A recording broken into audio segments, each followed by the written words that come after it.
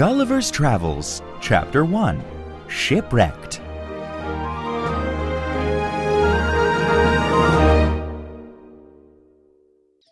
In 1674, I was born on my father's small estate in Nottinghamshire, England.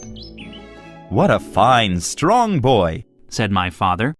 "I think he will be a clever and good man like his grandfather." "I agree," said my mother. "Let's name him Lemuel after your father." My childhood was very happy. I liked going to school and learning new things, but I often used to daydream about going to sea. One day, Father asked, "Lemuel, have you thought about your future? I think you would be a good doctor." I wanted to please him, so I said, "Yes, Father, I'll go to Cambridge University and study medicine." But as I spoke, I was thinking, at university, I can also learn things that will be useful to a sailor.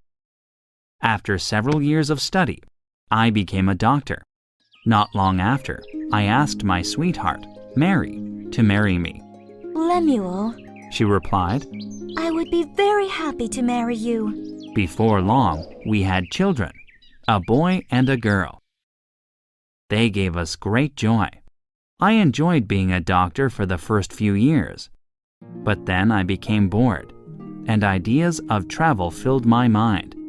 I imagined wandering to far-off places and seeing wonderful new things. "Mary," I said one day, "I need more adventure in my life. The captain of a ship about to sail has offered me a job as the ship's doctor."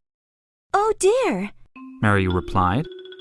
"the children and I will miss you very much, and I'll worry about you. When will you come back?" "I don't know how long the journey will take," I told her, "but I promise I will return. And when I do, I'll tell you and the children all about my adventures." So in 1699, I set sail on the Antelope from Bristol. That city is a large and very old port in the southwest of England. From the dock, Mary called out, "Goodbye, and please be careful. Come back to us soon." The children waved to me and I waved back. The captain was a good man and had sailed a great deal.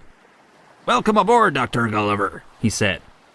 "First we'll be sailing down the Atlantic Ocean and around the coast of Africa.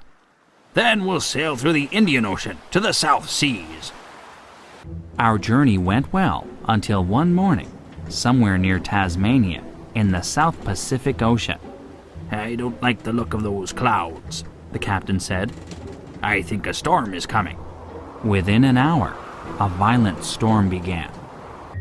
The sea rose in great, angry waves, much taller than the Antelope. The wind, now as strong as a hurricane, made a terrible sound. "The wind is blowing the ship off course," shouted the captain. "Look out!" Suddenly, with a loud crack, the Antelope hit some rocks and broke in half. The sailors fell into the sea. Many of them could not swim. The ship sank quickly, and I suppose everyone but me drowned. I am an excellent swimmer and swam with all my strength. My life depended on it. But, after a while, I was too tired to swim anymore.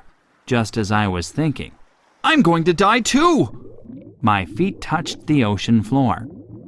Slowly I struggled out of the sea. There were no signs of people on the beach and no houses. I could barely walk, so I lay down on the sand. Within minutes, I fell into a deep sleep.